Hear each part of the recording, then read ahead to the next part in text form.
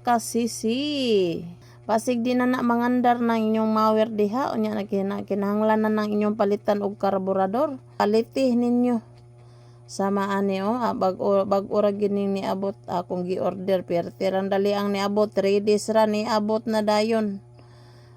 Importante guys nga kaning atong mower nga di na gay na mo andar na ginay mga something wrong. So basig karburador ang problema ana, palitin ninyo. Mo ni naong guys, oh. Mo ni naong si ang carburetor guys sa mower Honda GX 135. Magdepende ra sana guys kung unsay 4-stroke ni siya guys, kung unsa ang inyong mower 2-stroke ba or 4-stroke kani mo 4-stroke ni mao nga mao ni among gipili. Tanawa among mower guys nga among gipalitan atong carburetor guys. Legit gid siya guys, 100% legit. Tanawa guys ni andar na guys. Oh. Thank you so much. Kanya andar na among mower. Thank you Lord.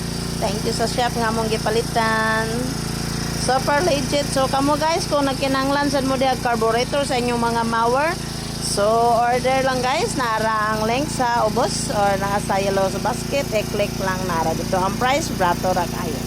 So that's it guys. Thank you for watching.